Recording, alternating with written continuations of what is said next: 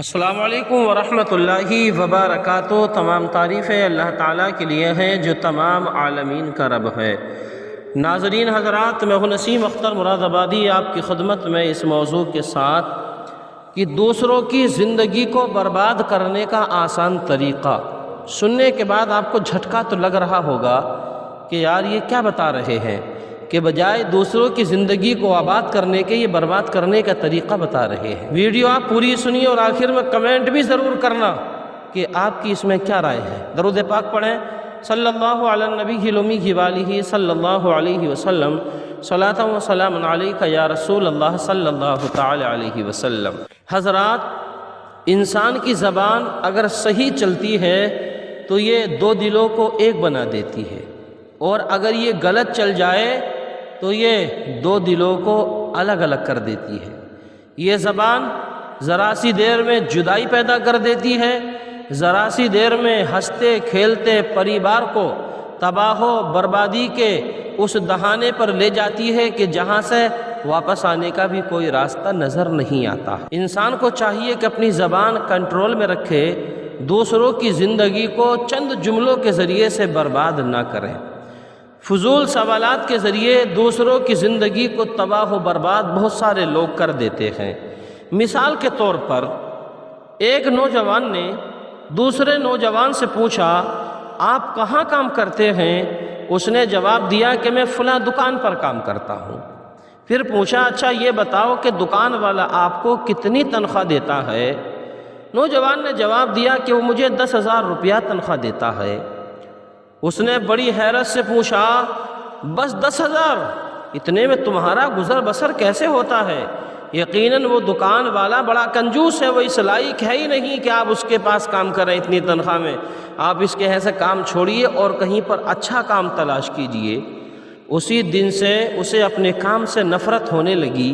وہ دکان والے سے تنخواہ بڑھانے کی درخواست کرنے لگا۔ دکان والے نے تنخواہ بڑھانے سے انکار کر دیا تو اس نے کام کرنا ہی چھوڑ دیا۔ پہلے جو کچھ کماتا تھا اب اس سے بھی ہاتھ دھو کر کے بیٹھ گیا اور بیکاری کی زندگی گزارنے لگا۔ مثال کے طور پر ایک خاتون کے بچہ پیدا ہوا۔ اس کی سہیلی اسے مبارکباد دینے کے موقع پر اس سے پوچھ بیٹھی کہ تمہارے شوہر نے بچے کی ولادت کے موقع پر تمہارے لیے کیا تحفہ پیش کیا ہے؟ اس خاتون نے جواب دیا کہ مجھے تو انہوں نے کچھ بھی تحفہ نہیں دیا۔ اس کی سہیلی بڑی حیرت سے کہنے لگی، کتنی عجیب بات ہے، کیا اس کے نزدیک تمہاری کوئی اہمیت نہیں؟ وہ تمہیں بالکل عزت نہیں دیتے؟ اس کی سہیلی الفاظ کا یہ بارود اس پر ڈال کر چلتی بنی۔ دوپہر کے وقت جب اس کا شوہر گھر آیا تو دیکھا کہ بیوی بہت زیادہ ناراض بیٹھی ہے۔ شوہر نے پوچھنے کی کوشش کی، بھائی کیا بات، ہم نے تو کچھ بھی نہیں کہا ہے۔ اس نے تو اپنی پوری کتاب کھول کر کے رکھ دی کہ دیکھو میری فلاں سہیلی کو اس کے شوہر نے بچہ پیدا ہونے کے موقع پر جو تحفہ دیا تھا، یہ سونے کا ہار دیا تھا، یہ سامان دیا تھا، یہ سامان دیا تھا، لیکن آپ نے تو مجھے بچے کی پیدائش پر کوئی بھی تحفہ نہیں دیا۔ معاملہ آگے بڑھا، مسئلہ طلاق تک پہنچ گیا۔ ہنستا کھیلتا پریوار، دونوں میاں بیوی سکون سے رہتے تھے، اب دونوں میں تناؤ شروع ہو گیا۔ یہ تباہی کہاں سے شروع ہوئی؟ اس کی سہیلی کی اسی بات سے۔ مثال کے طور پر بیان کیا جاتا ہے کہ ایک باپ تھا، بڑی سکون اور اطمینان بھری زندگی گزار رہا تھا۔ کسی نے اس سے کہہ دیا کہ تمہارا بڑا بیٹا تمہاری خیریت پوچھنے نہیں آتا؟ کتنی عجیب بات ہے، آخر اس کے پاس کیا مجبوری ہے؟ پھر کیا تھا کہ اس باپ کے دل میں باتیں گھر کر گئیں اور اسی دن سے اس کی پرسکون والی زندگی تباہ و برباد ہو گئی۔ ہماری روزمرہ کی زندگی میں کئی بار ایسے سوالات پوچھے جاتے ہیں جو دیکھنے میں بڑے معصوم لگتے ہیں، مگر وہ حقیقت میں زندگی کو تباہ و برباد کر دیتے ہیں، گھر کی خوشیوں کو وہ نیست و نابود کر دیتے ہیں۔ مثال کے طور پر آپ کے پاس یہ چیز کیوں نہیں ہے؟ آپ وہ فلاں چیز کیوں نہیں خرید لیتے؟ آپ یہ تکلیف بھری زندگی کیسے جھیل رہے ہیں؟ آپ اس بندے کو کیسے اپنی زندگی میں برداشت کر رہے ہیں؟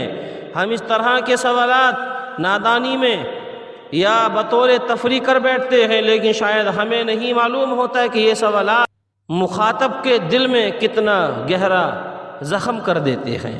اس ویڈیو کا خلاصہ یہ ہے کہ کسی کی زندگی تباہ کرنے کا سبب نہیں بنو۔ جب کسی کے گھر میں داخل ہو تو ایک اندھے کی طرح، اور جب وہاں سے نکلو تو ایک گونگے کی طرح۔ اس طرح کی نصیحتی ویڈیو اگر آپ دوسرے لوگوں تک شیئر کریں گے تو ہو سکتا ہے کہ بہت سارے لوگ اس بات پر عمل کریں اور نہ جانے کتنی زندگیاں تباہ و برباد ہونے سے بچ جائیں۔